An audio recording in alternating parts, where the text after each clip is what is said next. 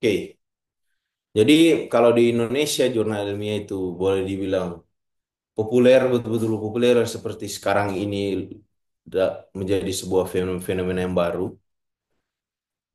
Kalau di luar negeri jurnal ilmiah itu sudah berabad-abad yang lalu gitu popularitasnya. Jadi sebenarnya bukan hal yang baru dan itu yang rasa-rasanya perlu kita ketahui lah sebagai orang-orang yang akan terlibat dan barangkali sudah terlibat dalam dunia penulisan jurnal.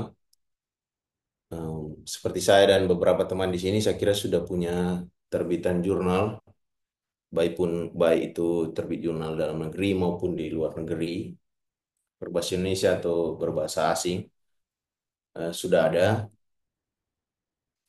Tapi kita mungkin bisa belajar lebih lah, kira-kira bagaimana sejarah itu di luar negeri. Nah, saya mengambil referensi kali ini sejarah jurnal ilmiah itu dari Inggris. Alasan yang sederhana karena saya kuliah di Inggris untuk doktoral dan yang kedua eh, sejauh ini literatur mengenai sejarah jurnal ilmiah itu yang paling komplit ini yang akan menjadi rujukan saya dalam menceritakan atau berdiskusi mengenai sejarah jurnal ilmiah itu. Ini di Royal Society. Royal Society ini salah satu em, apa ya? Boleh dibilang kelompok elit para ilmuwan di Inggris. Jadi orang bisa masuk dalam Royal Society ini tidak sembarang. Itu biasanya butuh rekomendasi dan butuh pembuktian juga sebagai seorang ilmuwan dulu baru bisa masuk di Royal Society ini. Cuman ya ini seperti di cover ini bilang sejarahnya ditarik bisa sampai ke 1600-an. Ternyata sudah lumayan ya. Eh, Barangkali ini sudah 300 tahun lebih. Kalau dihitung dari publikasinya ini du- 2015 berarti sudah sekitar 350 tahun lebih sejarah jurnal ini di Inggris. Sementara seperti yang akan saya paparkan nanti, jurnal Indonesia betul-betul hype seperti akhir-akhir ini itu baru dimulai sekitar 2016. Jadi Indonesia sebenarnya mengenal jurnal alam ilmiah ini dan betul-betul menjadi bagian integral dari dunia akademik Indonesia itu baru sebenarnya. Belum ada 10 tahun gitu. Kalau di Inggris itu sudah 350 tahun lebih. Nah, ini menarik untuk kita lihat. Jadi jurnal ilmiah itu seperti kita ketahui merupakan platform bagi komunitas ilmiah untuk berbagi, menyebarluaskan dan mengembangkan pengetahuan ilmiah. Lewat jurnal ilmiah ini, ilmuwan dapat mempublikasikan hasil penelitian mereka secara sistematis, transparan, dan diuji oleh sejawat atau sistem yang kita kenal sebagai peer review. Hal ini memungkinkan ide, teori, temuan, hingga metode penelitian disebarkan secara luas ke seluruh dunia.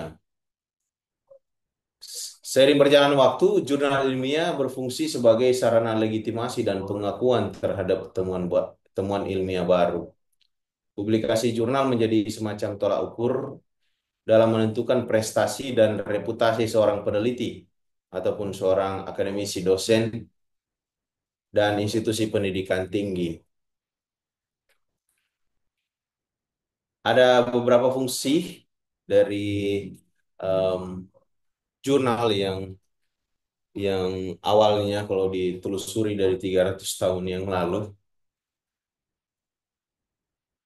Jadi jurnal itu dia berfungsi eh, sebagai apa namanya registrasi fungsi jurnal ilmiah registrasi jurnal yang disebut sebagai philosophical transaction. Jadi kalau dulu ilmu pengetahuan dalam berbagai macam jenisnya disebut sebagai pengetahuan filosofis. Walaupun sebenarnya di dalam itu ada juga ilmu sains, ilmu penelitian alam gitu.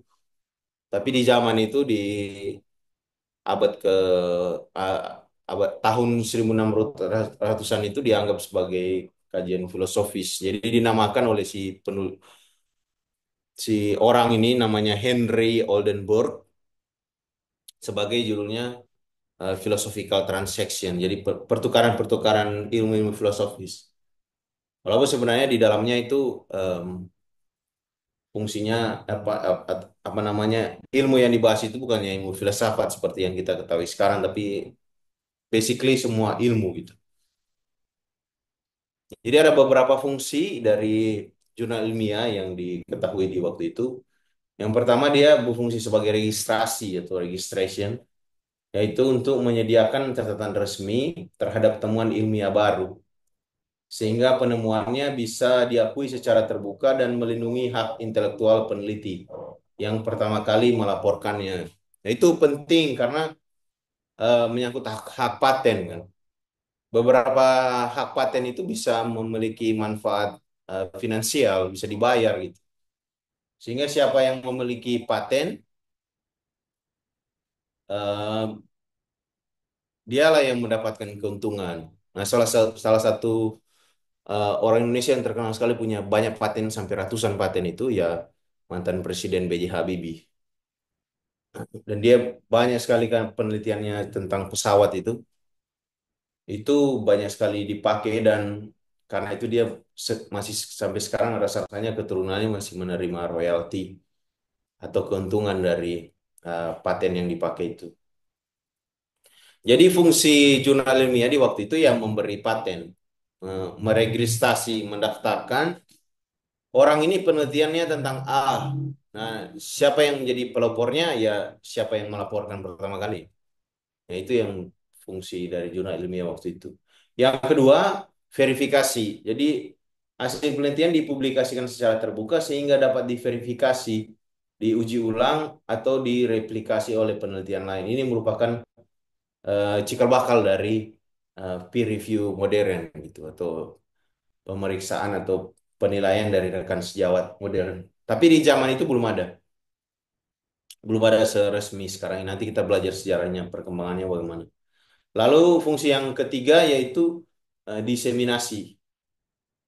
Pengetahuan ilmiah tidak disimpan secara rahasia, tetapi disebarluaskan secara global agar perkembangan ilmu pengetahuan menjadi lebih cepat dan merata. Global maksudnya sejauh mana jurnal ini, jurnal philosophical transaction ini bisa menjangkau gitu.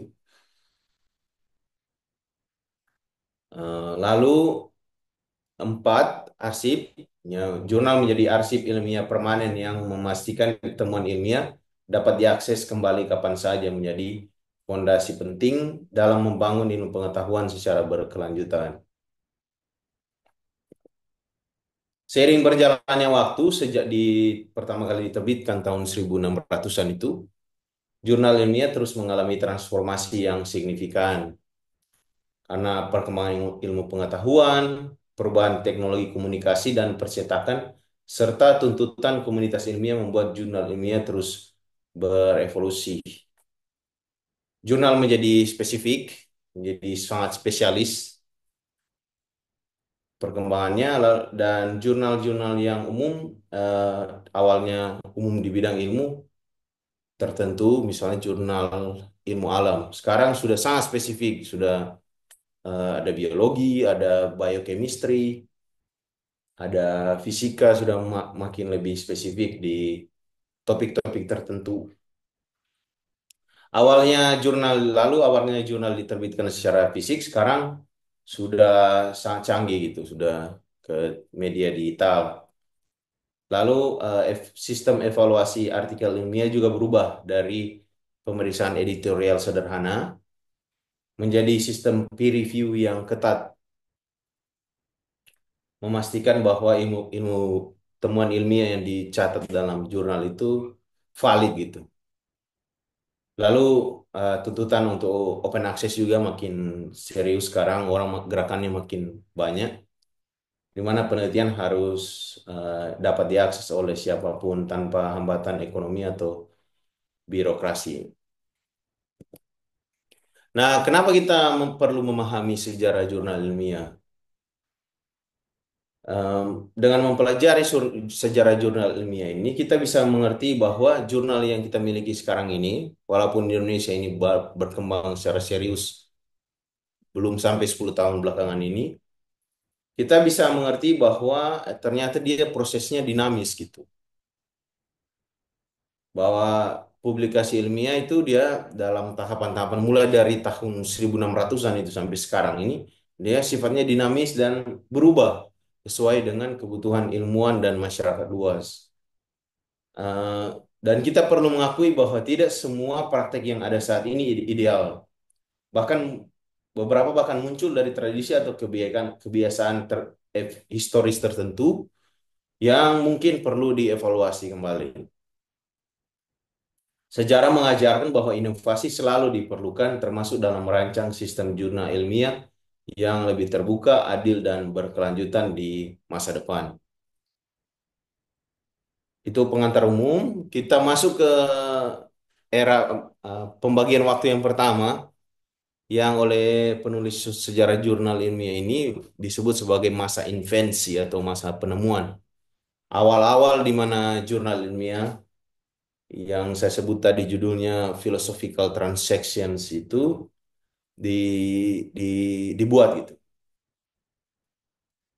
Jadi periode invensi jurnal ilmiah itu berada dalam konteks Eropa abad ke-17, tahun 1600-an, masa di mana revolusi ilmiah itu sedang berlangsung.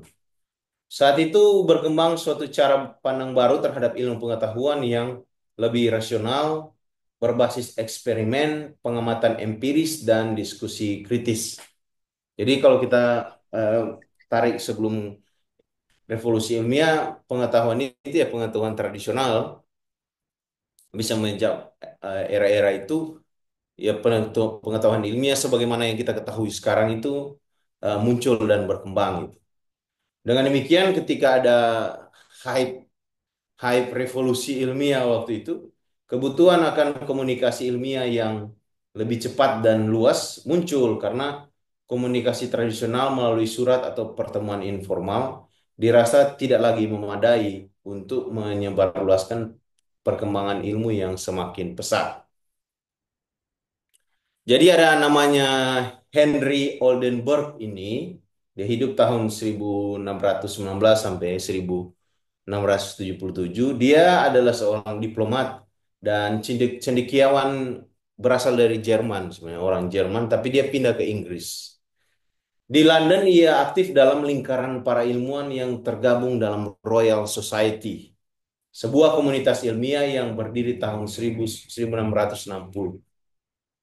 Pada Maret 1665, Oldenburg mendirikan Philosophical Transactions, jurnal ilmiah pertama yang terbit secara periodik. Jadi ini uh, nenek moyangnya jurnal-jurnal yang kita ketahui sekarang ya ini Philosophical Transactions ini. Jurnal ini bukan hanya bersejarah karena menjadi yang pertama, tapi juga karena format dan pendekatannya yang inovatif dihitung di waktu itu ya. Tujuan awal dari philosophical transaction ini ada beberapa. Walaupun ya secara umum dia tujuannya memang untuk menyediakan sarana komunikasi ilmiah yang lebih teratur dan efektif. Yang pertama fungsinya atau tujuannya itu menginformasikan hasil temuan terbaru dari ilmuwan di berbagai belahan dunia, sehingga komunitas ilmiah segera mengetahuinya tanpa menunggu pertemuan ilmiah tahunan atau surat pribadi. Karena pertemuan-pertemuan ilmiah itu kan semua ada jadwalnya. Dan dia tidak selalu dilaksanakan dalam waktu dekat. Begitu juga surat pribadi ya. Tahulah di masa itu surat pribadi butuh waktu lama untuk memberi informasi ke sesama teman gitu karena belum belum ada pertemuan jadi kita berkomunikasi lewat surat. Tapi si Oldenburg ini berpikir kita butuh media yang memang spesifik memberi info gitu. Ini loh ada penemuan terbaru gitu. Entah itu di Inggris maupun dari luar negeri, ini fungsinya memberi informasi secara cepat.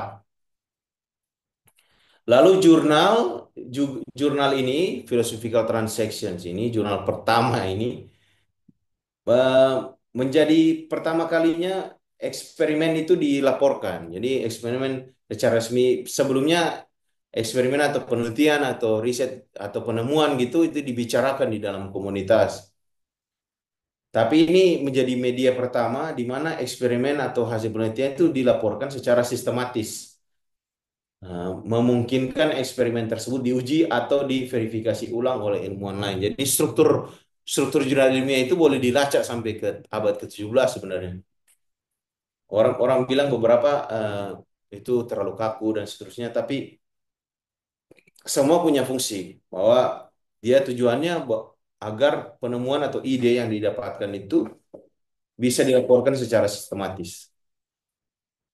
Di saat yang bersamaan, jurnal ilmiah itu juga berfungsi sebagai forum atau tempat diskusi bagi para ilmuwan untuk memperdebatkan temuan teori serta metode baru.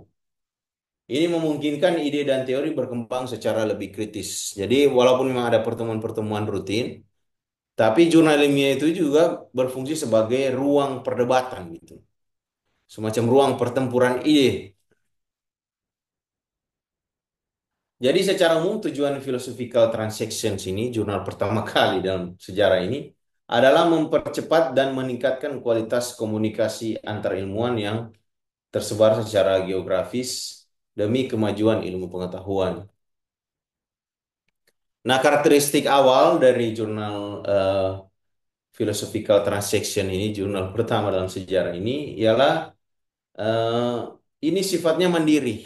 Jadi dia bukan jurnal yang terafiliasi dengan organisasi keilmuan tertentu, yang dalam hal ini Royal Society di waktu itu. Si Oldenburg ini menerbitkan jurnal ini secara mandiri dan punya apa ya pendekatan komersial. Jadi komersialisasi jurnal itu bukan bukan baru terjadi sekarang, tapi dia sudah terjadi sejak awal memang.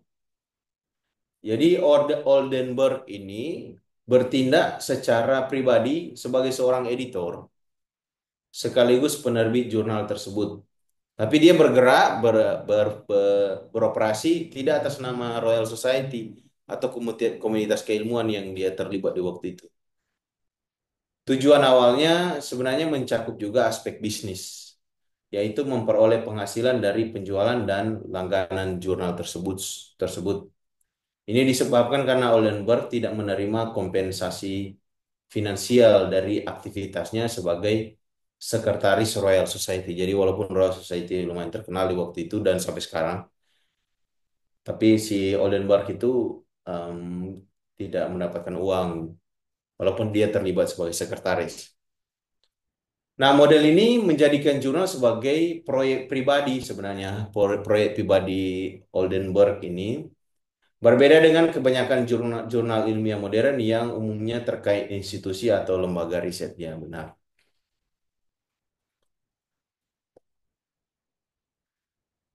Eh, di masa ini, di masa awal-awal ini, masa penemuan philosophical transaction ini, hubungan antara jurnal pertama ini, philosophical transaction ini, dan Royal Society pada akhirnya, walaupun di awalnya itu inisiasi pribadi dari si Oldenburg ini, kemudian menjadi lebih dekat dengan Royal Society. Karena hampir semua artikel dalam jurnal pertama ini merupakan laporan eksperimen dan penemuan yang kemudian dibahas dalam pertemuan mingguan Royal Society. Lalu para anggota Royal Society secara aktif mengirimkan laporan penelitian mereka ke jurnal ini. Sehingga jurnal ini walaupun dia proyek pribadi, lama-kelamaan dia mendapatkan semacam legitimasi ilmiah gitu dan intelektual. Setelah Oldenburg meninggal pada tahun 1677, jurnal ini kemudian dilanjutkan oleh anggota-anggota terkemuka dari Royal Society. Meski secara resmi baru diambil alih oleh Royal Society pada tahun 1752. Peran penting dari philosophical transaction ini yang berkembang selama periode-periode awal ini ialah fungsi priority claim atau klaim prioritas dalam penemuan ilmiah. Dengan publikasi di jurnal, seseorang ilmuwan dapat secara formal mengklaim bahwa dialah yang pertama menemukan atau mempublikasikan suatu penelitian. Jadi klaim bahwa saya yang pertama kali menemukan ide ini atau saya yang pertama kali menemukan hasil penelitian ini gitu. Jadi jurnal jurnal philosophical transaction sudah berfungsi seperti itu sebenarnya dari awal. Nah, fungsi klaim prioritas ini menjadi penting karena dapat melindungi hak ilmiah penemu, memastikan pengakuan intelektual sekaligus membangun reputasi akademik. Klaim prioritas ini kelak menjadi prinsip dasar dalam ilmu pengetahuan modern yang terkait erat dengan hak cipta serta reputasi peneliti atau hak paten juga. Em, Masa ini masa awal-awal eh, pendirian jurnal ini menjadi penting untuk kita ketahui karena ini momen yang bersejarah dalam ilmu pengetahuan modern karena beberapa hal. Pertama, dia menciptakan model komunikasi ilmiah modern yang berorientasi pada keterbukaan, diskusi dan kolaborasi lintas batas. Menjadi cetak biru dari sistem publikasi modern. Jadi nenek moyangnya ya ini philosophical, nenek moyang jurnal ilmiah modern yang kita kenal sekarang ini ya philosophical transaction ini. Dengan prinsip seperti registrasi temuan, verifikasi melalui peer review yang padanya yang walau itu sebenarnya belum belum terlalu belum secara paten ya belum secara kaku seperti yang kita ketahui sekarang, tapi dia asal muasalnya sudah muncul sejak saat itu. Lalu di diseminasi global dan pengarsipan. Bahwa ilmu pengetahuan sangat bergantung pada sistem komunikasi ilmiah dan benar bahwa tanpa itu kayak perkembangan ilmu pengetahuan lebih pelan. Dengan adanya jurnal dia bisa perkembangannya lebih cepat dan kuat gitu, transparan dan gampang diakses. Itu era-era pertama tahun 1665 sampai 1750. Sekarang kita masuk ke era kedua, era maturitas itu atau pendewasaan. Jadi dari awal tadi dia baru didirikan dan dioperasikan secara pribadi oleh Oldenburg itu sekarang dia bergerak menjadi lebih dewasa dan secara real kemudian menjadi bagian dari institusi ilmiah. Jadi setelah fase eksplorasi awal dan invensi atau penemuan jurnal di tahun 1665 sampai 1750, sekarang di masa pendewasaan ini dan institusionalisasi, periode ini ditandai dengan kemapanan dan integrasi jurnal ilmiah ke dalam institusi akademik resmi, khususnya Royal Society. Dalam kurun waktu ini, jurnal ilmiah mengalami transformasi penting baik dari segi pengelolaan, editorial maupun perannya dalam membangun kredibilitas ilmiah. Pada tahun 1752, philosophical transaction ini secara resmi kemudian diakuisisi kalau istilah keren sekarang, diambil alih oleh Royal Society, menjadi bagian dari publikasi resmi institusi tersebut. Pengambil alihan ini kemudian dilakukan untuk memastikan bahwa jurnal itu masih berlanjut karena si Oldenburg ini kan sudah meninggal lama.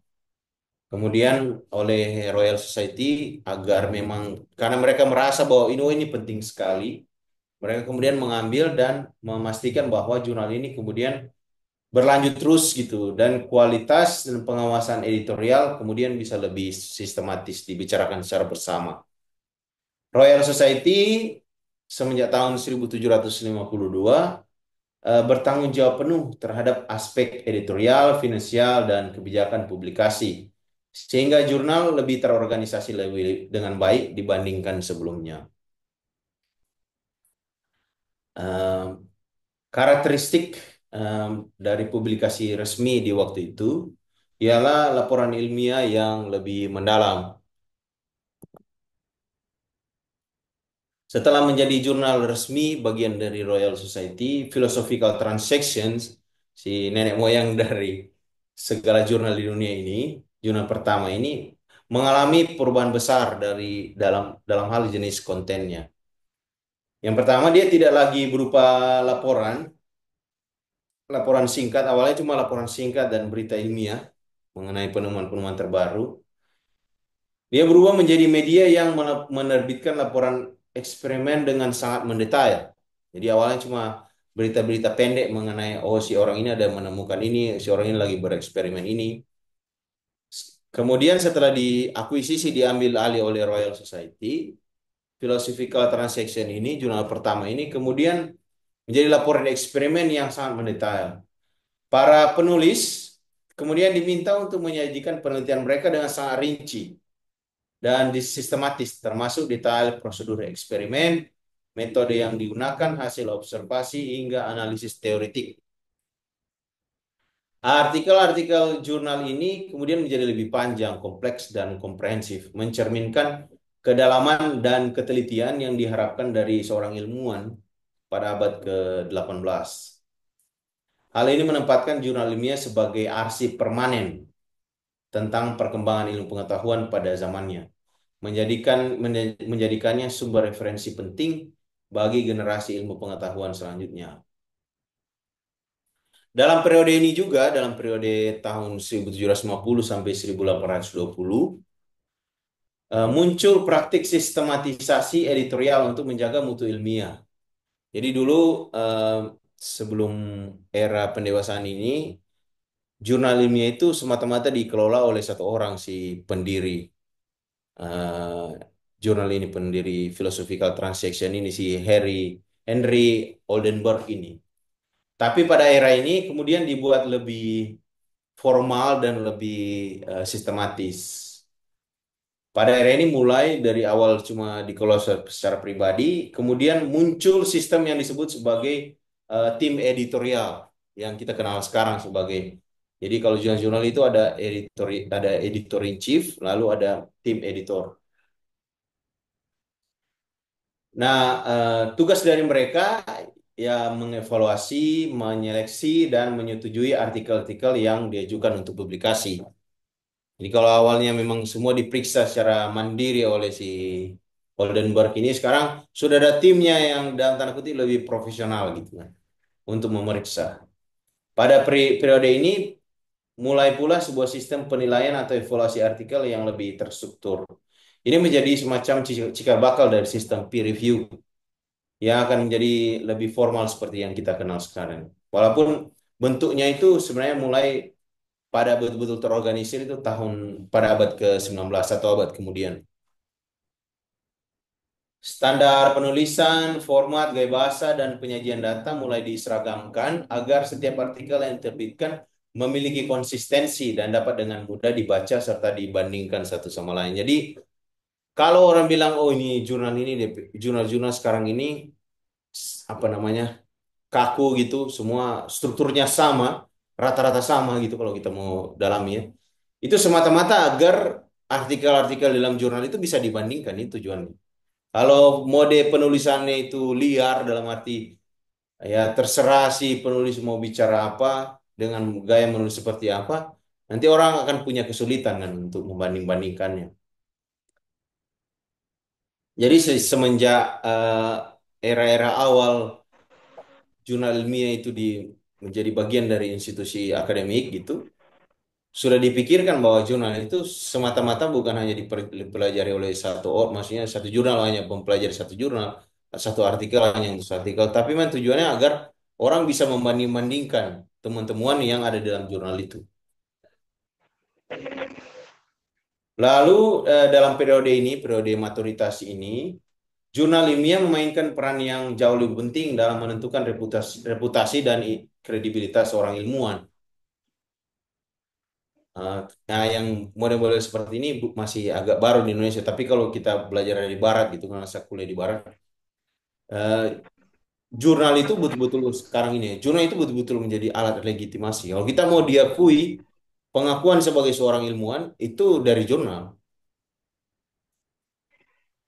Jadi artikel yang berhasil di masa itu, artikel yang berhasil kalau dia bisa berhasil terbit di Philosophical Transactions, itu kemudian menjadi penanda atau legitimasi pengakuan bahwa ini orang betul-betul punya kualitas.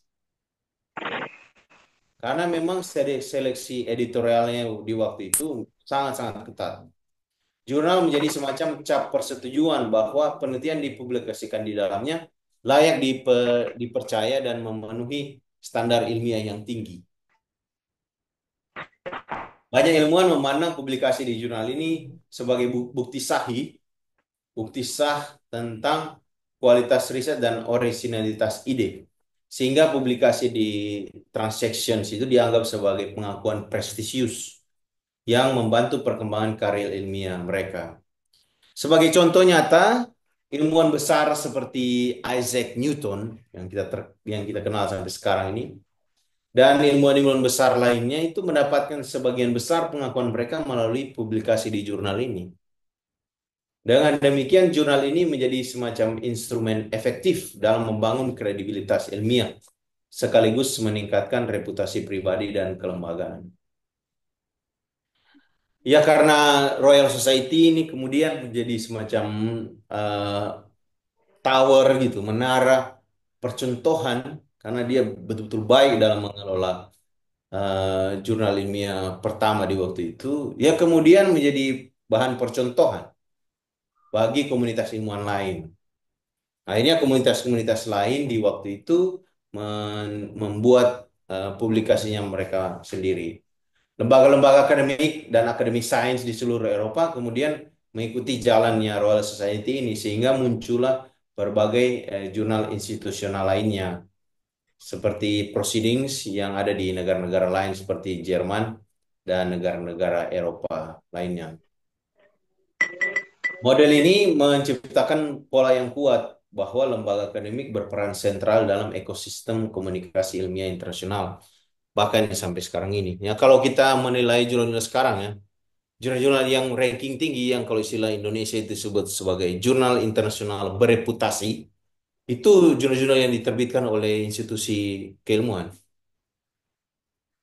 Sebagian oleh universitas, tapi lebih banyak sebenarnya diterbitkan oleh kelompok-kelompok peneliti atau kelompok kelompok peneliti bidang tertentu. Jadi di era ini em, jurnal kemudian menjadi publikasi institusi, lalu menjadi semacam eh, laporan ilmiah yang lebih kompleks dan mendalam. Kemudian di era ini muncul sistem editorial yang lebih terstandar gitu kalau dibandingkan sebelumnya untuk menjamin kualitas kontennya, lalu menjadi apa ya, sesuatu yang berperan aktif dalam menentukan kredibilitas ilmiah dan karir akademik para peneliti. Dengan demikian, periode ini menjadi landasan penting dalam sejarah jurnal ilmiah yang memberikan pola dasar terhadap pengelolaan jurnal ilmiah modern yang saat ini kita kenal. Itu era pendewasaan dan institusionalisasi. Sekarang kita masuk ke era selanjutnya, yaitu yang disebut sebagai profesionalisasi ilmu. Periode ini ditandai dengan transaksi penting dalam dunia keilmuan, di mana aktivitas sains bergeser dari kegiatan para orang-orang yang ilmuwan amatir di waktu itu dari kalangan bangsawan atau orang-orang yang kaya. Kemudian muncul profesi ilmuwan yang diakui secara formal. Perkembangan ini secara langsung mempengaruhi praktik publikasi ilmiah, sistem penilaian artikel, serta peran peran jurnal ilmiah dalam karir akademik. Pada awal abad ke-19, dunia ilmiah mengalami perubahan signifikan seiring berkembangnya institusi-institusi pendidikan tinggi, universitas modern, laboratorium penelitian, dan munculnya struktur karir akademik ilmiah yang lebih formal. Kalau sebelumnya ilmu pengetahuan itu dilakukan oleh ilmuwan amatir yang hanya berasal dari kalangan-kalangan orang kaya, kini sains kemudian mulai berkembang menjadi profesi yang lebih mandiri. Ilmuwan kemudian mulai dipekerjakan secara penuh waktu, ada lalu di institusi riset atau pemerintahan. Hal ini menciptakan tuntutan agar penelitian mereka memiliki standar yang lebih tinggi dan akuntabilitas yang jelas. Profesionalisasi sains berarti bahwa penelitian dan publikasi ilmiah menjadi tolak ukur. Jadi orang kalau sebelumnya itu masih sifatnya gengsi begitu, tapi sekarang menjadi semacam pengukuran yang resmi bahwa kalau menjadi seorang profesional akademik dia mesti publish jurnal. Itu kira-kira. Di situ awal-awalnya muncul. Profesionalisasi sains berarti bahwa hasil penelitian dan publikasi ilmiah menjadi tolak ukur profesionalitas, kemampuan, dan reputasi seorang ilmuwan. Dalam konteks ini, kualitas karya ilmiah menjadi sangat penting. Karena itu menjadi semacam tolak ukur bahwa seseorang ini bisa dipekerjakan sebagai seorang akademik atau tidak. Untuk menjawab kebutuhan ini pada periode 1830-an, sistem peer review atau penilaian sejawat kemudian mulai diterapkan. Jadi asal muasal kalau kita kan memasukkan jurnal, jurnal itu diperiksa oleh editor, lalu editor itu kalau sekarang ya, editor itu akan kirim ke reviewer-reviewer. Nah, sistem itu muncul dari awal pada tahun 1830, khususnya mulai dari Royal Society ini. Sebelum era ini, evaluasi ilmiah umumnya dilakukan secara informal oleh editor atau komite editorial. Namun meningkatnya kompleksitas ilmu pengetahuan dan tuntutan kualitas yang lebih ketat mendorong kebutuhan adanya proses evaluasi yang lebih objektif, ketat, dan sistematis. Royal Society mulai secara sistematis meminta para pakar independen, artinya orang yang tidak terlibat sebagai tim editorial, untuk mengulas dan menilai manuskrip yang diajukan untuk publikasi. Proses ini kemudian dikenal sebagai peer review atau penilaian sejawat. Tujuan dari peer review itu ialah untuk memastikan kebenaran metode penelitian, akurasi dan kebaruan temuan, kelengkapan argumentasi ilmiah, dan orisinalitas kontribusi ilmiah. Jadi kata kontribusi yang kita pakai sekarang ini itu bisa dilacak dari tahun sampai tahun 1800-an. Hasilnya peer review memperkuat kredibilitas jurnal ilmiah dan meningkatkan kepercayaan komunitas ilmiah terhadap karya-karya yang dipublikasikan. Di era ini juga, di era profesionalisasi ini, eh, muncul jurnal baru. Jadi tadi itu philosophical transaction itu nenek moyangnya segala jurnal di dunia. Sekarang Royal Society menerbitkan jurnal baru. Jadi yang namanya Proceedings of the Royal Society. Jurnal baru ini dibuat sebagai pelengkap Philosophical Transactions yang saat itu memuat artikel-artikel penelitian sangat mendetail, panjang, dan mendalam. Tetapi proses publikasinya lambat. Proceedings dirancang untuk menerbitkan laporan hasil penelitian secara lebih singkat, cepat, serta berisi hasil penelitian yang dapat segera diketahui oleh komunitas ilmiah. Publikasi di Proceedings memiliki keunggulan dari segi kecepatan komunikasi, memungkinkan ilmuwan untuk segera memperoleh prioritas klaim atas penemuan ilmiah mereka sebelum versi yang lebih rinci dan lengkap muncul di Transactions. Ini menjadi model awal bagi format jurnal-jurnal ilmiah modern yang dikenal sebagai letters atau communications di banyak jurnal internasional saat itu.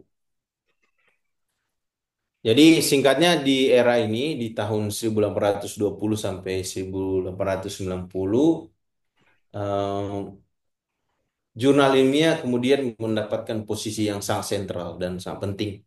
Jadi semacam bagian dari eh, pengakuan bahwa seseorang itu betul-betul bisa menjadi ilmuwan dan di saat itu mulai saat itu sampai sekarang juga seorang ilmuwan yang dibayar gitu, bisa menjadi seorang profesional. Nah, di buku ini menarik dia bilang bahwa jurnal ilmiah itu di era ini mulai dianggap sebagai dalam tanda kutip mata uang.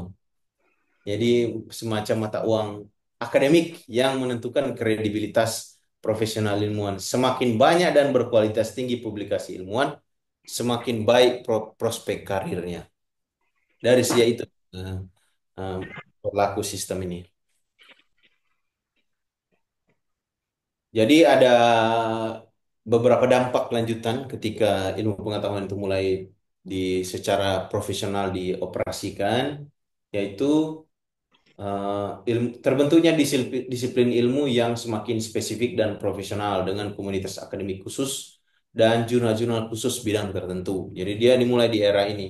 Kalau awalnya semua jurnal, semua penemuan ilmiah itu terbit di Transactions, sekarang eh, mulai lebih spesifik, orang mulai terpecah-pecah di bagian ilmu dan membentuk komunitasnya sendiri. Kemudian yang selanjutnya komunitas itu menerbitkan jurnalnya sendiri. Eh, para reviewer dia di era ini mulai mendapatkan otoritas pengakuannya bahwa reviewer itu penting sekali, yang kemudian bisa menjadi penentu nasib karir seseorang. Sistem pendidikan tinggi juga menyesuaikan diri dengan menuntut publikasi ilmiah sebagai syarat karir akademik. Sampai sekarang juga ini ternyata dari sini. Kalau di barat itu kelihatan sekali. Orang tuh kalau mau direkrut, misalnya dia menjadi seorang peneliti atau dosen, yang diperiksa ya jurnal-jurnalnya. Kalau di Indonesia belum sampai di situ. Kalau di Indonesia masih pada gelar. Jadi gelar-gelar doktor, posisi profesor atau jabatan-jabatan akademik mulai mensyaratkan publikasi ilmiah. Publikasi jurnal secara internasional juga memfasilitasi dialog ilmiah lintas negara dan menjadi ukuran reputasi lembaga akademik maupun ilmuwan secara pribadi. Kita masuk ke era selanjutnya yang disebut sebagai oleh para penulis buku sejarah jurnal ilmiah itu sebagai eh, masa pertumbuhan dan kompetisi. Akhir abad ke-19 dan awal abad ke-20 merupakan masa ekspansi besar-besaran dalam dunia pendidikan tinggi dan penelitian ilmiah yang dipicu oleh beberapa faktor. Yang pertama, revolusi industri yang kedua, sehingga memunculkan kebutuhan akan penelitian ilmu pengetahuan Halo. teknologi dan industri. Nah, dengan di saat yang bersamaan kemudian bisa apa namanya berdampak pada kebutuhan ekonomi dan kebutuhan masyarakat. Di era-era ini juga universitas itu popularitasnya itu makin naik sehingga pemerintah mulai investasi besar-besaran terhadap universitas dan lembaga penelitian ilmiah.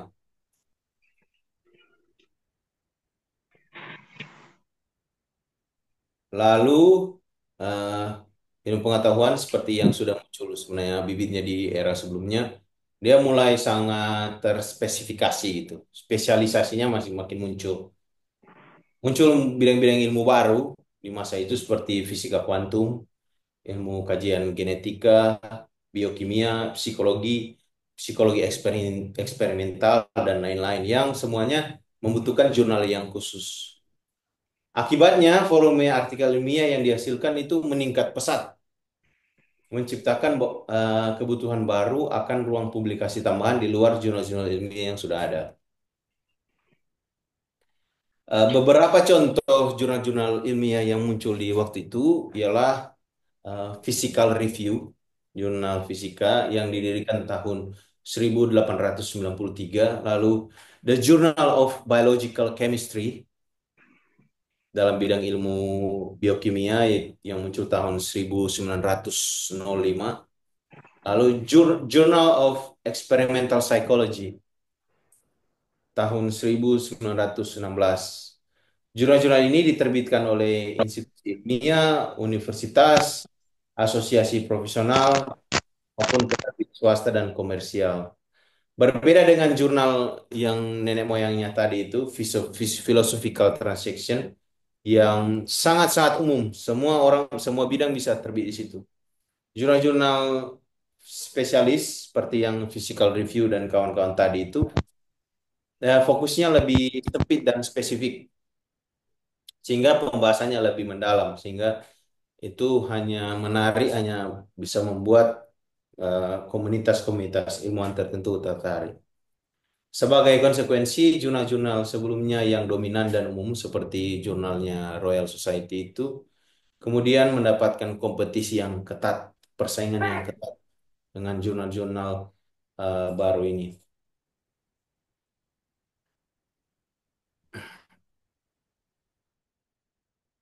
Lalu tantangan bagi Royal Society dan kompetisi jurnal komersial itu em, terutama muncul atas eh, upaya untuk mempertahankan relevansi jurnal. Jadi awalnya Royal Society itu sangat dominan, lalu jurnal Philosophical Transaction itu menjadi punya otoritas yang besar sekali. Belakangan mulai muncul banyak persaingan, khususnya di era ini, era 1890 sampai 1950. Jurnal-jurnal komersial dan profesional menawarkan publikasi yang lebih cepat, ruang lebih banyak untuk topik khusus, serta terkadang lebih ekonomis dari segi biaya dan distribusi. Royal Society dengan jurnal nenek moyang tadi itu, Philosophical Transaction itu, dianggap lambat dalam mempublikasikan hasil penelitian karena proses editorial dan peer review sangat ketat dan panjang. Dan tentu saja banyak sekali orang yang mau submit di situ sehingga proses seleksinya lebih panjang. Peneliti semakin memilih jurnal yang memungkinkan mereka mempublikasikan hasil penelitian lebih cepat dan dengan demikian butuh mendapatkan em, legitimasi lebih cepat juga karena kebutuhan karir misalnya. Akhirnya Royal Society menyadari bahwa pendekatan tradisional mereka tidak lagi memadai untuk bersaing dengan eh, jurnal-jurnal yang lebih dinamis dan spesialis tadi. Menjawab tantangan itu, Royal Society kemudian melakukan beberapa perubahan strategis. Misalnya, mempercepat proses editorial. Jadi, kalau awalnya lebih lama penilaiannya, sekarang dibuat lebih cepat lagi, eh, tanpa tanpa menegosiasikan atau mengurangi kualitas peer review. Lalu mulai ada spesialisasi, misalnya Philosophical Transaction Series A. Series A itu, transaction seri A itu fokus ke fisika, matematika, dan teknik. Lalu transaction seri B itu fokus ke biologi. Sehingga lebih banyak dengan ada pembagian-pembagian seperti ini lebih banyak artikel yang bisa diakomodasi. Royal Society kemudian mempublikasikan artikel-artikel yang lebih variatif, termasuk ringkasan cepat, laporan penelitian singkat, serta artikel ulasan atau review papers. Hal ini memungkinkan para peneliti menerbitkan penelitian secara lebih cepat, tapi di saat yang bersamaan menjaga kedalaman kualitas. Distribusi untuk transaction juga makin lebih di, dinaikkan kualitasnya sehingga bisa menjangkau orang lebih banyak. Dampaknya ialah Royal Society masih tetap relevan sebagai komunitas yang bergengsi, tapi di saat yang bersamaan masih bisa beradaptasi dengan perkembangan keilmuan, lalu masih bisa bersaing juga dengan jurnal-jurnal spesialis yang lain. Dan di saat itu em, jurnal spesialis membuat para ilmuwan, kalau dulu opsinya cuma satu, sekarang para ilmuwan harus lebih jeli dalam memilih jurnal. Sekarang kan kalau kita lihat sekarang jurnal itu udah ribuan gitu. Jangankan di luar negeri, di Indonesia saya sudah luar biasa banyak. Itu di era pertumbuhan dan kompetisi. Lalu kita masuk ke era yang sekarang ini yang sementara kita jalani, yaitu era bisnis dan digitalisasi. Jadi periode ini menandai transformasi radikal dalam sejarah jurnal ilmiah. Dua fenomena besar di era kita sekarang yang sementara kita jalani ini, yang sebenarnya dimulai dari 1950, itu komersialisasi jurnal ilmiah dan revolusi digital. Keduanya secara signifikan mengubah cara jurnal ilmiah diproduksi, didistribusikan, dikonsumsi, serta memicu debat tentang aksesibilitas dan etika dalam publikasi ilmiah. Setelah tahun 1950, jurnal ilmiah berkembang pesat sebagai sebuah industri bisnis yang menjanjikan keuntungan besar. Di saat ini, eh, penerbit-penerbit yang sifatnya memang pure komersil itu untuk mencari untung mulai masuk ke dalam sistem publikasi ilmiah. Penerbit swasta seperti Elsevier, Springer, Wiley, dan Taylor and Francis mulai aktif memasuki pasar publikasi ilmiah, menyadari tingginya permintaan publikasi dari universitas dan institusi riset di seluruh dunia. Mulai muncul model baru yang disebut sebagai subscription atau model langganan. Ini tumbuh terutama melalui model langganan institusional. Jadi universitas atau institusi akademik yang berlangganan bukan pribadi. Dengan universitas dan perpustakaan sebagai pelanggan utama yang rela membayar mahal demi mengakses konten ilmiah terbaru. Industri jurnal ilmiah menjadi sangat menguntungkan karena artikel ilmiah umumnya disediakan secara gratis oleh ilmuwan, sedangkan biaya produksi relatif stabil sehingga profit margin dapat sangat besar. Jadi em, kita ini, saya dan kita semua ini, kita menulis artikel kan gratis. Artinya kita tidak mendapatkan uang dari menulis artikel itu. Begitu juga kalau kita mau submit ke jurnal. Jadi jurnal-jurnal ilmiah ini atau penerbit-penerbit jurnal ilmiah ini itu tidak mengeluarkan uang sepeser pun untuk produksi artikel itu. Tapi saat mereka menjual itu harganya mahal sekali beneran. Itu bisa sampai sekitar 1-2 juta satu artikel belum satu edisi. Jadi keuntungannya besar sekali. Bukan hanya kita yang menulis jurnal itu kita submit, bahkan dalam beberapa jurnal termasuk misalnya di Indonesia, itu kita yang ngasih uang gitu untuk terbit di jurnal tertentu.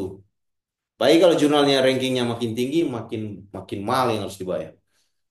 Jadi para penerbit jurnal ini mendapatkan keuntungan yang lumayan besar. Sementara para ilmuwan, baik itu penulis maupun para reviewer, orang yang memeriksa tulisan yang masuk, itu gratis. Bahkan saya beberapa kali eh, menjadi reviewer di jurnal Scopus itu tidak ada bayarannya memang. Padamu negeri kalau istilah bercanda kami. Pengabdian betul. Sementara para penerbit itu menjual tulisan-tulisan kita, tulisan hasil review kita itu mahal sekali. Jadi itu yang disebut sebagai profit margin. Jadi margin keuntungannya itu besar kali keuntungan yang didapat. Di era ini Royal Society mengadopsi juga mengikuti perkembangan bisnis ini. Lalu mulai tahun 1880, 1980 hingga 2015 secara fundamental revolusi digital itu perkembangan teknologi itu mengubah dunia publikasi ilmiah. Yang pertama ya tentu saja dari publikasi yang sifatnya cetak itu kemudian pindah ke publikasi yang eh, digital gitu.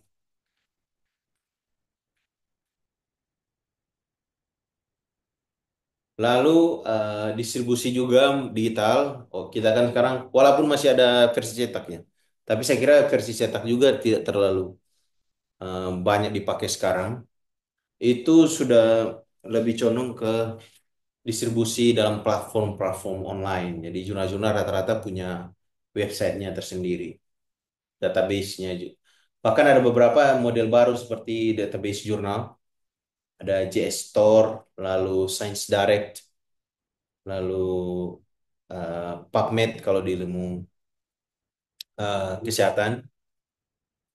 Ada, saya lupa ada beberapa yang banyak menjadi langganan orang Indonesia, saya lupa. Jadi eh, pembaca jurnal juga dari awalnya membaca artikel fisik, lalu kemudian versi online, dan em, lebih banyak fokus ke perangkat-perangkat digital, entah itu komputer, laptop, tablet, smartphone. Ini membuat konsumsi konten jurnal ilmiah lebih fleksibel. Nah, di era ini juga mulai muncul isu open access. Karena seperti yang saya bilang tadi, jurnal-jurnal itu karena sudah dikomersialisasi dengan harga yang sama mahal, banyak orang yang tidak mampu membayar, termasuk kampus di Indonesia, itu sedikit sekali kampus di Indonesia yang mampu membayar. Sedikit itu saya bilang presentasinya sedikit ya, karena Universitas Indonesia kan ada 4.000 lebih. Saya kira tidak sampai seratusan eh, universitas yang bisa betul-betul berlangganan. Rata-rata ya kayak tempat kerja saya juga gitu di Indonesia, institusi tempat saya bekerja, itu tidak mampu untuk membeli jurnal. Sehingga muncul isu-isu open access. Ya, open access muncul sebagai respon terhadap mahalnya biaya langganan jurnal. Di sini open access ini menggunakan argumen moral bahwa pengetahuan yang dihasilkan dengan dana publik seharusnya dapat diakses secara terbuka. Dan memang begitu. Kalau kita bekerja di universitas kan rata-rata universitas mendapatkan sokongan dana dari pemerintah yang diambil dari uang pajak sehingga masyarakat juga punya hak sebenarnya untuk membaca artikel-artikel yang ditulis gitu. Nah, di saat yang bersamaan juga muncul mode bisnis baru yang disebut sebagai Article Processing Charge, APC.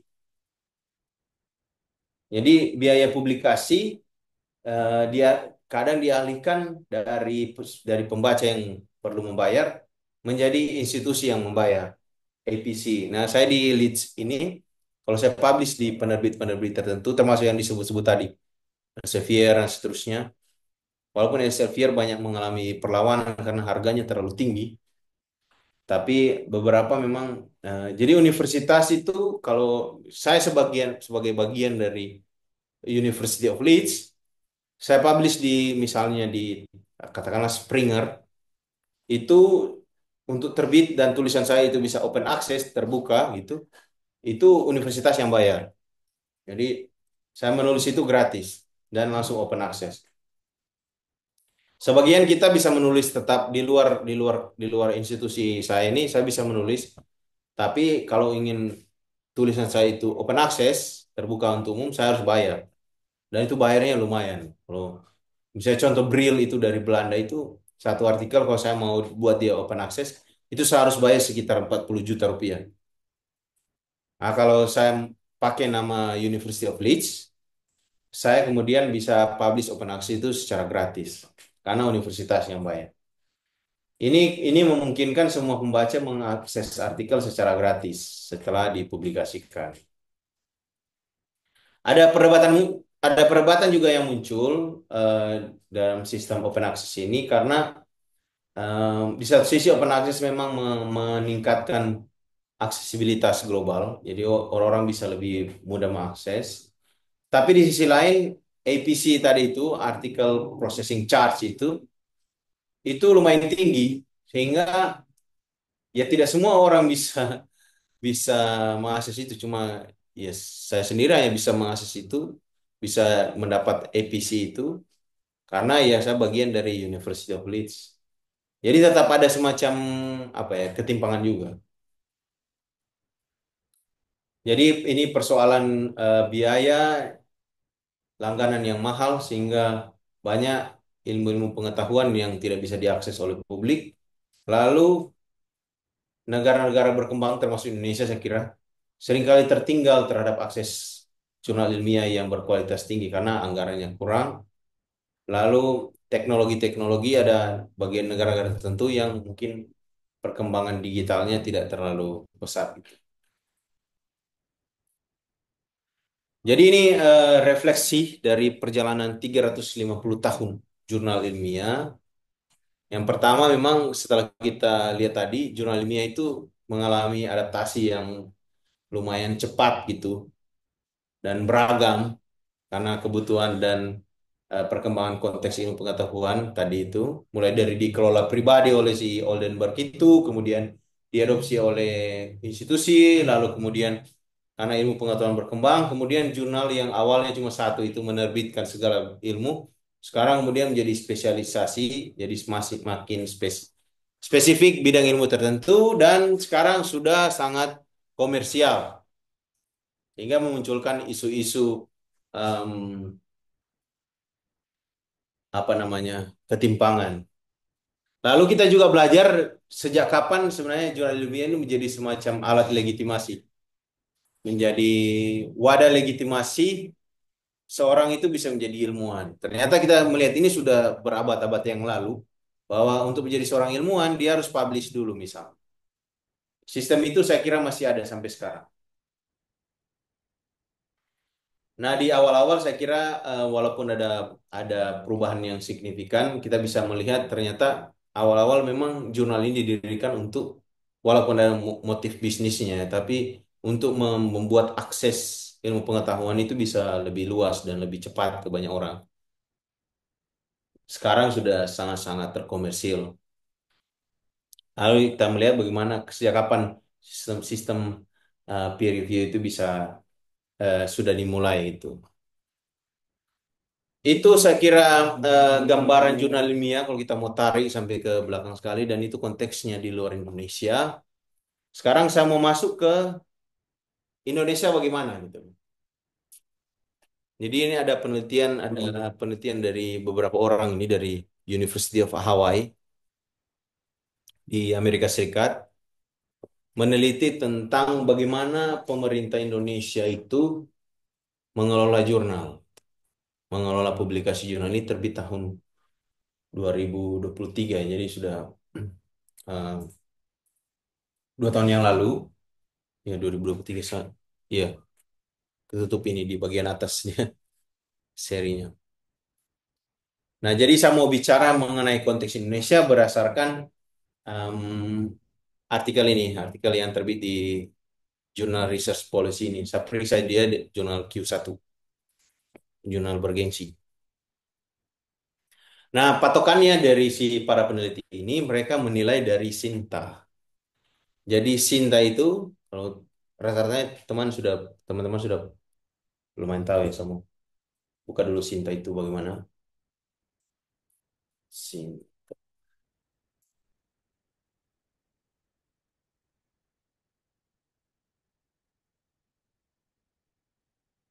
Ya, ini saya coba share dulu. Saya keluar dulu dari sini.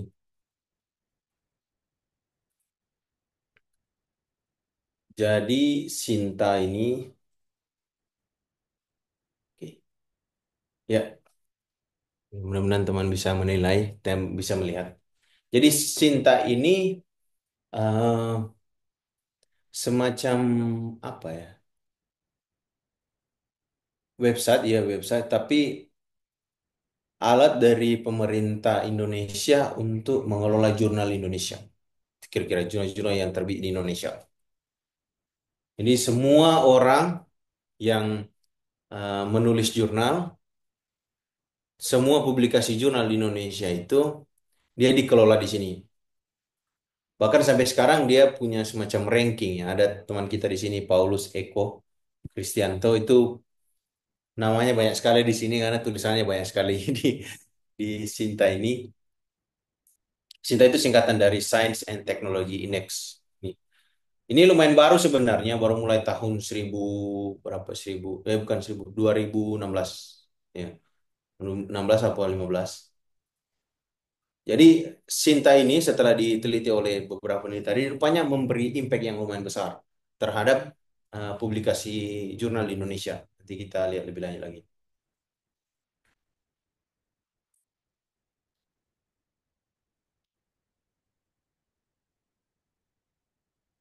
Oke, jadi Fry dan kawan-kawan ini, Caroline Fry ini, itu kemudian menemukan bahwa ternyata karena munculnya Sinta itu, Indonesia mulai dari Indonesia dalam waktu 3 tahun itu dia Indonesia itu meloncat menanjak jauh sekali dari segi ranking di global ya.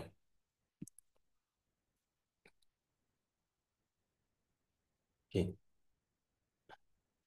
Jadi sebelum tahun 2016 Indonesia menghadapi tantangan besar dalam hal produksi ilmiah karena dibandingkan dengan negara-negara tetangga di Asia Tenggara, misalnya Malaysia, Singapura, Thailand, Filipina, Indonesia ini eh, posisinya sangat rendah dari Standar dalam arti dalam hal penilaian menurut indikator riset internasional.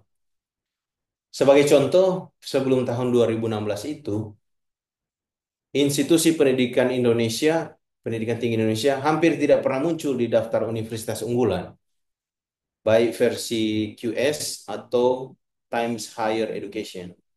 Hal ini disebabkan oleh beberapa faktor utama. Yang pertama, kurangnya motivasi dan insentif bagi peneliti, terutama untuk menerbitkan artikel di jurnal internasional bereputasi.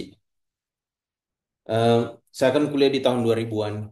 Di masa itu, eh, saya kira jurnal itu tidak seheboh sekarang ini. Ada jurnal, tapi dia sifatnya sangat lokal.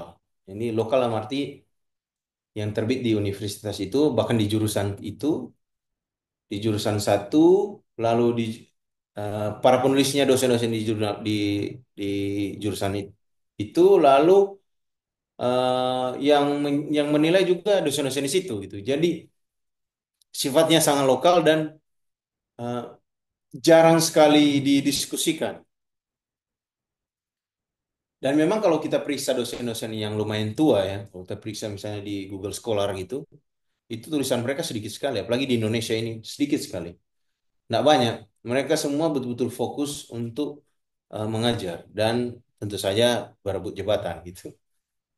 Jadi di era itu sebelum tahun 2016 memang tidak ada semacam motivasi gitu dari orang-orang akademik Indonesia untuk meneliti, dan di saat yang bersamaan meneliti dan mempublikasikan penelitiannya lewat jurnal ilmiah itu motivasinya hampir tidak ada. Dan di saat yang bersamaan ya tidak ada insentif. Lalu Indonesia juga terkenal dengan sumber daya yang sangat terbatas. Jadi misalnya akses terhadap fasilitas penelitian modern, pendanaan riset yang memadai, serta jaringan internasional yang minim. Eh, Birokrasi yang rumit juga, jadi rumit sekali dana penelitian susah sekali mau cair. Dan dengan demikian riset juga tidak berkembang banyak di Indonesia ini. Itu sebelum tahun 2016. Nah, situasi ini menurut Fry dan kawan-kawan ini berubah drastis di Indonesia ini setelah munculnya Sinta tahun 2016.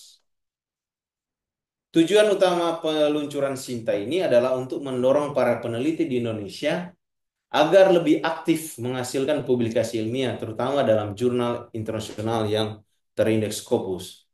Setelah implementasi Sinta, Indonesia mencatat peningkatan yang sangat pesat dalam jumlah publikasi ilmiah yang terindeks secara internasional. Dalam waktu singkat, dari posisi kedua terendah di kawasan Asia Tenggara, Indonesia berhasil melonjak menjadi negara dengan publikasi ilmiah terbanyak di ASEAN. Hal ini dibuktikan oleh data yang menunjukkan peningkatan tajam dalam jumlah publikasi, baik berupa artikel jurnal maupun proceeding konferensi yang terindeks Scopus.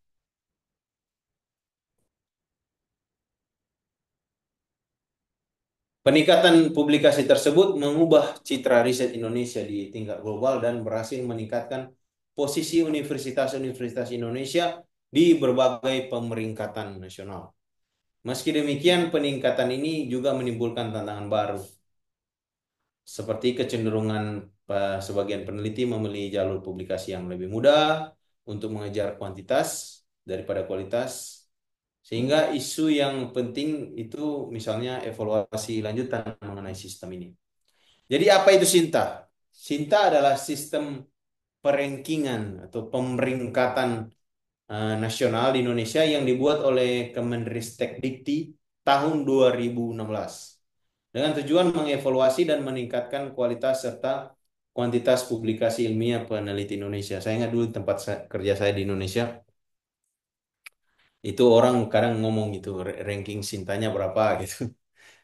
Jadi kayak semua munculkan semacam game gitu, permainan game dalam segi publikasi. Jadi ada nilai-nilai yang didapat dan itu ada rankingnya gitu. Sistem ini dirancang untuk secara transparan menilai dan memberikan peringkat pada setiap peneliti di Indonesia berdasarkan dua indikator utama. Jadi penilaiannya ada dua. Satu, jumlah publikasi ilmiah. Jadi total publikasi itu dihitung per orang, lalu kemudian tercatat di Sinta itu. Jadi tiap orang yang punya akun Sinta, saya kira menjadi bagian dari dunia akademi Indonesia, termasuk saya juga, itu ada rankingnya dan dihitung gitu, dicatat. Basis utama penilaian khusus untuk jurnal internasional itu dari Elsevier, Scopus gitu. Scopus yang mengindeks kan biasa ada Q1, Q2, Q3, Q4 gitu. Itu sebuah database internasional bergengsi yang mencakup lebih dari 34.000 jurnal ilmiah di seluruh dunia. Publikasi yang terindeks di Scopus memiliki pengaruh besar dalam penilaian skor Sinta. Jadi kalau dia bisa terbit di luar negeri itu skor Sintanya tinggi sekali. Yang kedua, kriteria penilaian di Sinta itu jumlah citasi, jumlah kutipan. Jadi Sinta itu menilai, mengukur kira-kira berapa publikasi dan tiap publikasi itu kutipannya berapa gitu. Ini diambil dari Scopus, jadi data-datanya penilaian itu diambil Scopus dan Google Scholar.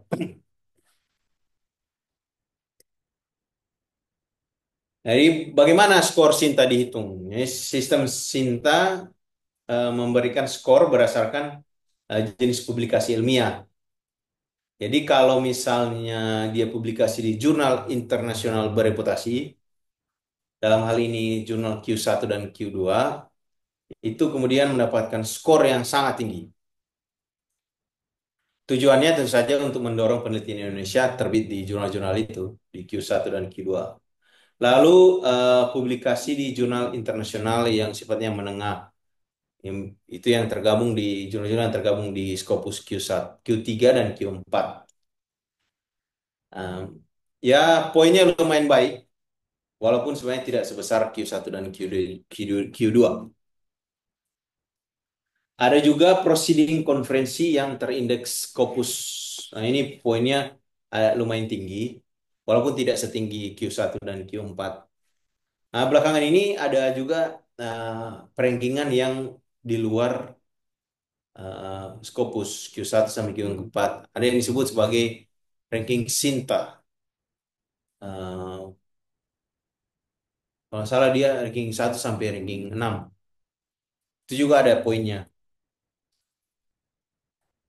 Jadi kalau mau poin yang besar, ya publish di Q1 dan Q2. Di bawah itu Q3, Q4, lalu konferensi Scopus, lalu kemudian Sinta 1 sampai 6 itu ada poinnya, tapi um, um, poinnya lebih kecil dibanding yang tadi itu. Nah, ada beberapa dampak strategis yang muncul dari Sinta ini. Yang pertama, dia secara signifikan mendorong peneliti Indonesia untuk lebih produktif. Dan itu terbukti sejak tahun 2016 Indonesia itu melejit.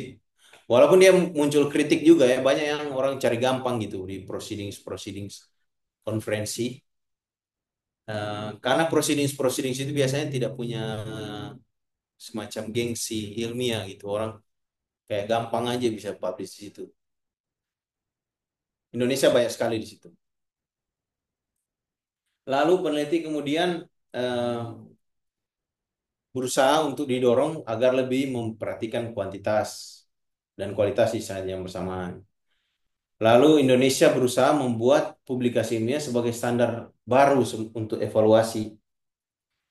Ya, kalau kita lihat tadi di sejarah jurnal ilmiah kan dari tahun 1800-an bahwa jurnal itu punya gengsi gitu. Indonesia baru belakangan sekali, baru 2016 penilaian untuk misalnya untuk menjadi dosen atau untuk kelulusan di tingkat di jenjang pendidikan tertentu. Baru akhir-akhir ini ada penilaian publikasi ilmiah. Menurut Fry dan kawan-kawan ini itu impactnya dari Sinta ini. Termasuk misalnya orang untuk misalnya lulus S1, lulus S2, lulus S3, tugas-tugas akhir itu bisa dibuat jurnal, itu belakangan lagi, belakangan ini, 2016 itu. Setelah munculnya Sinta. Semua tujuannya agar universitas Indonesia ini bisa bersaing gitu di ranking Sinta ini. Dan memang ada rewardnya, ada penilaiannya, ada hadiahnya gitu kalau bisa punya ranking Sinta yang tinggi.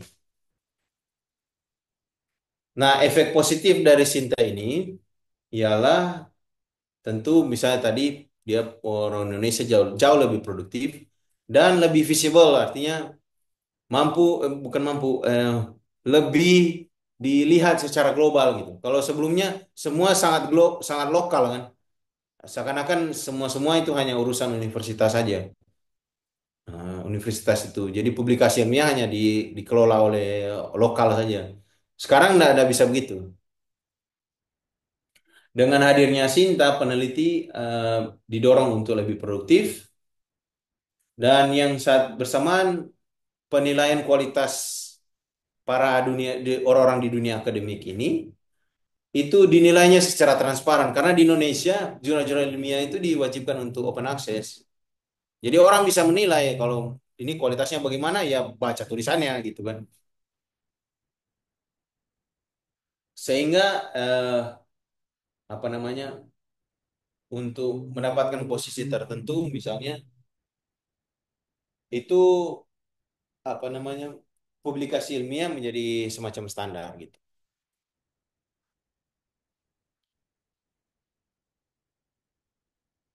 Lalu yang kedua efek positifnya ialah meningkatkan jaringan eh, meningkatkan kolaborasi internasional.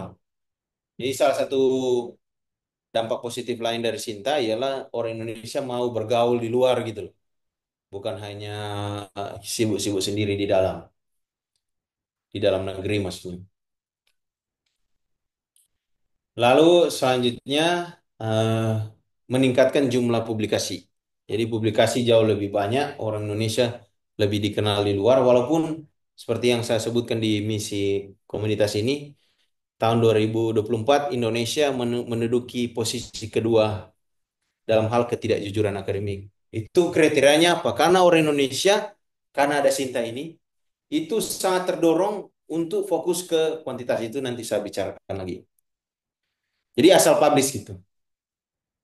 Tapi sisi positifnya orang Indonesia atau institusi-institusi Indonesia, universitasnya khususnya itu rankingnya naik gitu. Sekarang kita bisa lihat Universitas Indonesia mulai bersaing lah secara global dari segi ranking. Semua karena orang Indonesia makin produktif menulis. Nah, tantangannya ialah eh, tren peningkatan publikasi proceeding. Aduh, proceeding ini kritiknya besar sekali apalagi tahun ini kan artikelnya Fry dan kawan-kawan ini yang saya rujuk ini tahun 2023. Kalau saya 2024 itu hangat sekali perbincangan mengenai apa sih tujuannya proceeding itu. Karena proceeding itu di luar negeri itu kayak nggak diakui gitu loh. Kayak nggak punya otoritas. Dan memang dalam prosesnya kan orang hanya ikut konferensi, setelah konferensi langsung publish begitu aja. Nggak ada kayak penilaian lalu revisi dan seterusnya nggak terlalu ketat gitu loh dibanding dengan eh, jurnal yang memang resmi. Tapi ya semua karena memang Sinta ini memberi poin yang besar terhadap proceeding konferensi. Jadi proceeding konferensi itu kita kita misalnya presentasikan satu artikel, lalu kemudian artikel itu kemudian langsung otomatis terbit bersama dengan artikel lain di konferensi itu di dalam salah satu bentuk proceeding gitu. Seringkali tidak ada semacam review juga di dalam situ, hanya sekedar publish saja. Eh, Dan itu kemudian memunculkan masalah karena kita tuh di Indonesia sangat menang untuk sekarang ya. Setelah tahun 2016 itu menang secara kuantitas tapi secara kualitas itu bobrok itu jongkok. Nah itu terbukti juga misalnya kita kayak tahun 2024 saya sebut tadi itu kita menang peringkat kedua sedunia setelah Kazakhstan karena peringkat kedua dalam hal ketidakjujuran akademik karena banyak sekali peneliti Indonesia ini atau akademisi Indonesia itu publish di jurnal Predator. Semua berlomba-lomba untuk publish, tapi tidak ada semacam penilaian gitu loh. Oh, ini jurnal yang baik atau enggak. Yang penting publish gitu dari segi kuantitas, publish. Karena semua itu berdampak ke skor Sinta. Jadi Sinta ini itu tadi ini sisi negatifnya dari Sinta ini ya. Nah, memberi semacam dorongan untuk publish, tapi orang Indonesia sebagian besar itu cari jalan pintas. Di sisi lain itu menurut menurut Fry ini orang Indonesia itu punya fenomena race to the middle. Maksudnya kalau misalnya Q1 dan Q2 itu poinnya sama di Sinta, ya ndak usahlah susah di Q1, publish saja di Q2. Kira-kira gitu. Jadi semacam fenomena cari gampang gitu loh. Kalau hidup bisa gampang, ngapain dibuat susah? Gitu kira-kira. Ya semua karena Sinta ini, karena Sinta memberi poin yang sama antara Q1 dan Q2. Jadi karena Q1 dan Q2 itu poin cintanya sama, ya ngapain kita kejar Q1 kan gitu. eh Apa? Ini menurut Fry ini disebut sebagai race to the middle. Jadi nggak usah susah lah gitu.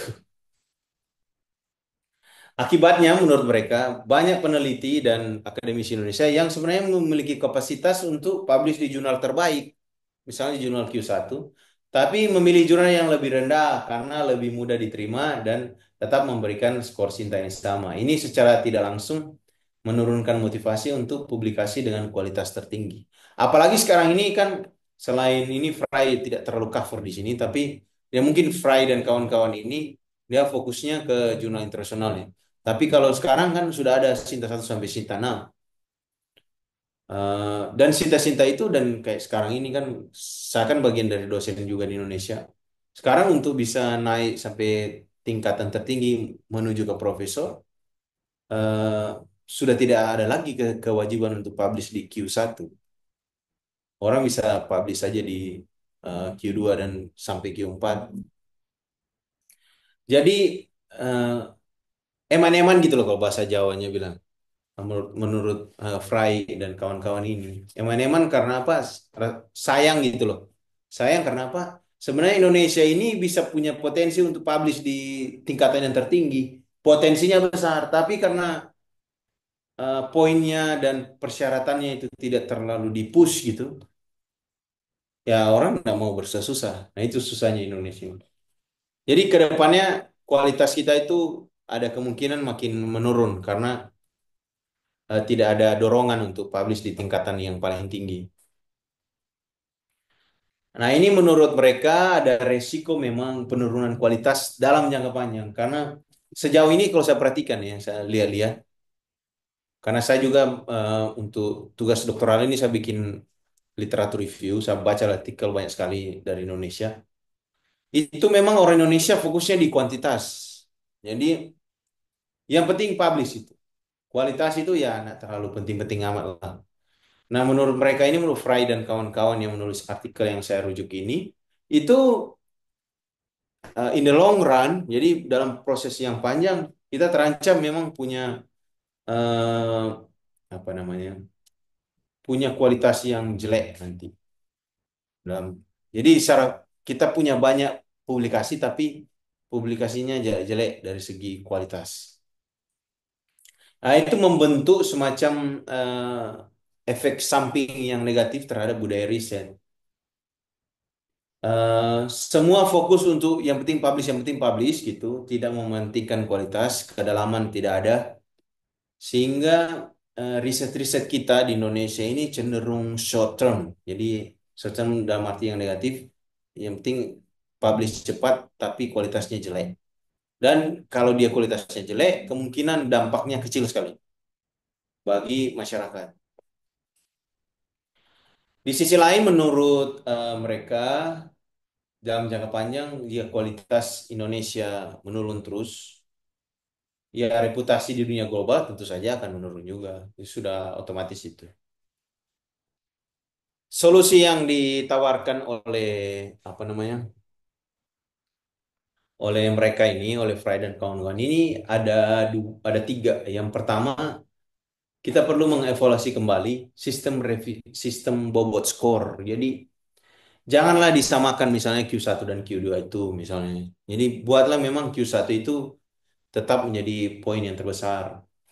Lalu dan ini dan dia mereka mengusulkan supaya tidak usah lagi dinilai itu proceeding konferensi. Dan saya kira sudah begitu juga sekarang. Orang kayaknya tahun lalu itu 2024 itu sudah gencar sekali bahwa kita ini dari segi kualitas itu jelek sekali. Karena terlalu banyak proceeding.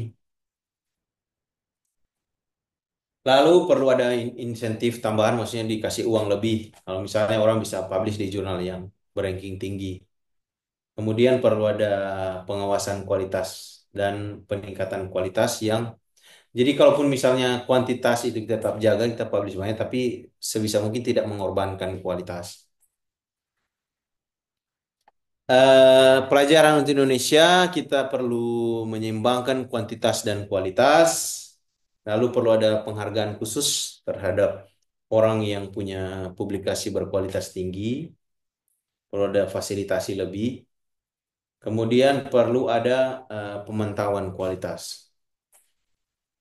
Dukungan terhadap kolaborasi juga makin penting, terutama kolaborasi yang sifatnya internasional. Perlu ada insentif khusus untuk mereka. Yang ketiga perlu ada eh, evaluasi berkala gitu. Jadi terhadap sistem pemeringkatan ya Sinta ini perlu dievaluasi dan saya kira masih jalan juga. Misalnya tadi itu kalau proceedings itu kualitasnya jelek, tidak perlu lah dikasih nilai gitu kan, tidak perlu disuruh skor, dikasih skor. Skor juga, skor untuk Sinta itu perlu dievaluasi. Misalnya eh, publikasi-publikasi yang jelek itu perlu poinnya dibuat serendah mungkin lah kira-kira. Dan pengawasan-pengawasan terhadap sistem pemeringkatan ini itu dibuat sedemikian rupa agar orang Indonesia itu tidak gaming gitu. Orang Indonesia kan gitu cenderung untuk gaming the system, jadi cari gampang gitu. Nah itu dampaknya. Cari gampang itu yang membuat kita jadi juara dua gitu dalam hal ketidakjujuran akademik. Itu saya kira saya coba menjelaskan panjang lebar dalam waktu yang sangat lama mengenai em, jurnal ini. Semoga ini bisa menjadi baik jadi sejarah jurnal di internasional maupun sejarah jurnal dalam konteks Indonesia. Ya, semoga ini bisa berguna lah untuk kita. Dikembalikan kepada Hana.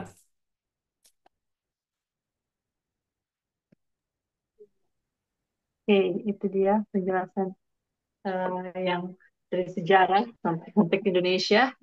Terima kasih, Morian.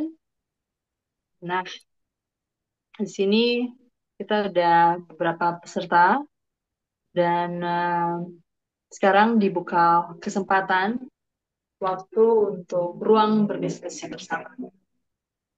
Jadi, bagi yang ingin bertanya atau ingin menanggapi